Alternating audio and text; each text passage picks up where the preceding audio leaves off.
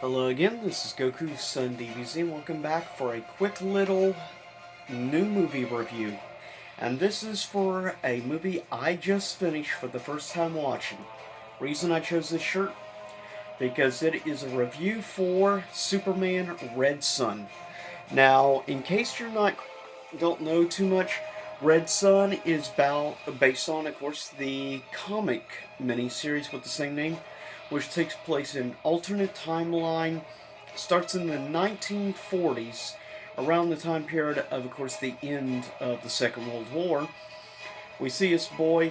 He's being chased, of course, by these two bullies and a girl trying to defend. She ends up putting them in their place, and then he shows his super strength picking up a tractor. And she mentions that he should go to the state. And then we see a flash forward many years later. Of course, we have, in the timeline, we have President Eisenhower at that time. We also are introduced to, of course, Lex Luthor and Lex Luthor's wife, Lois Lane. Lois Lane Luthor, if you will.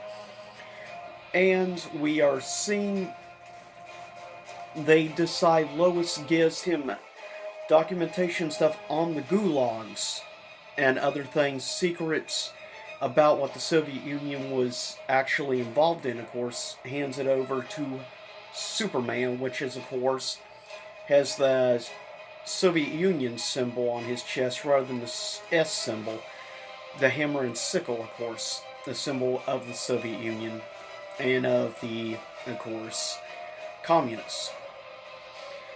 And we end up seeing, of course, the adopted father ends up a little clash between the adopted father of Superman, and of course, that is none other than Joseph Stalin.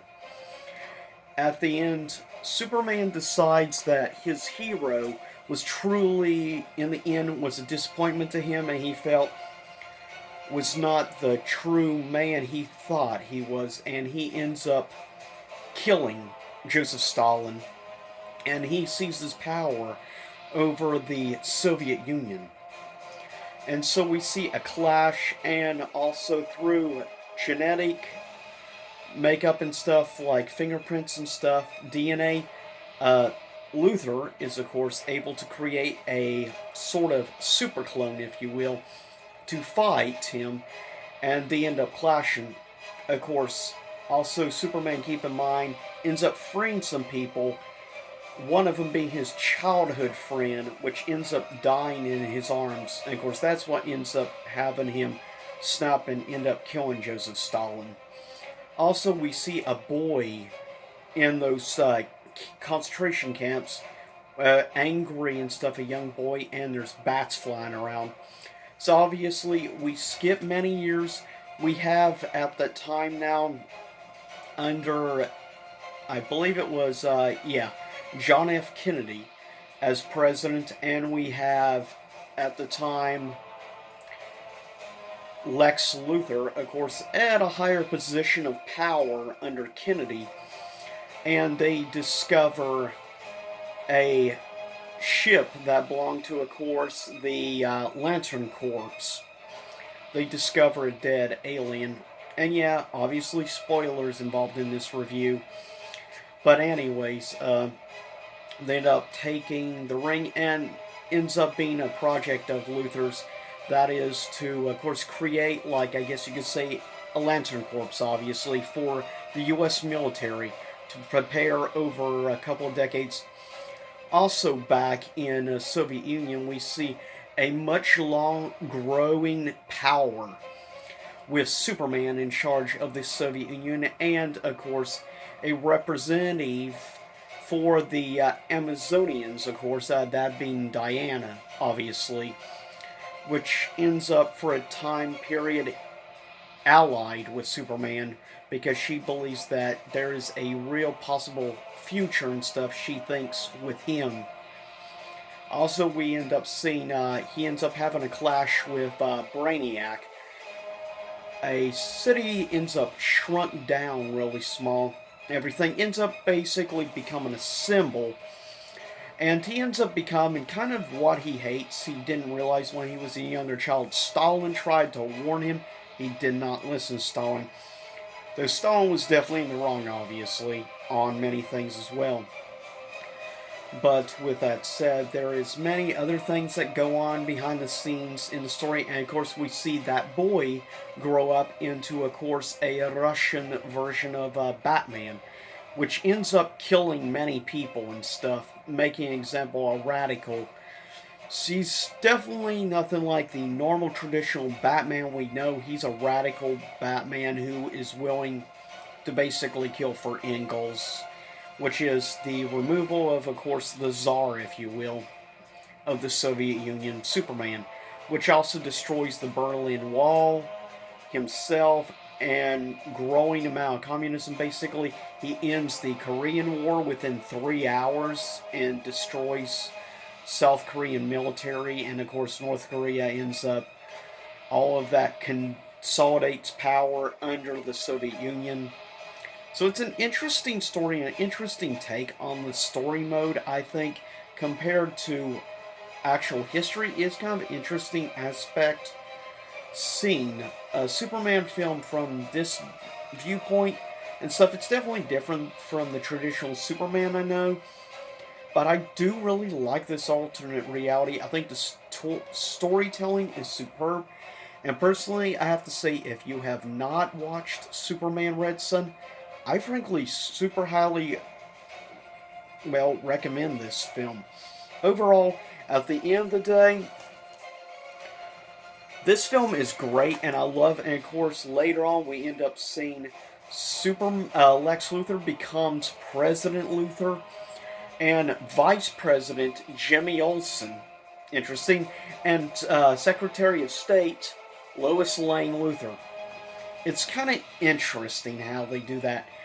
But anyways, we see in the end, we discover all this consulting and power under Superman ends up, of course, being realized that Superman was being manipulated by Brainiac. Boy, really shouldn't be surprised given Brainiac is quite an intelligent individual. All the time, Superman thought he controlled Brainiac and reprogrammed him, when in fact, Brainiac was manipulating him, let him think these things as a way to slowly consolidate and gain power over the planet.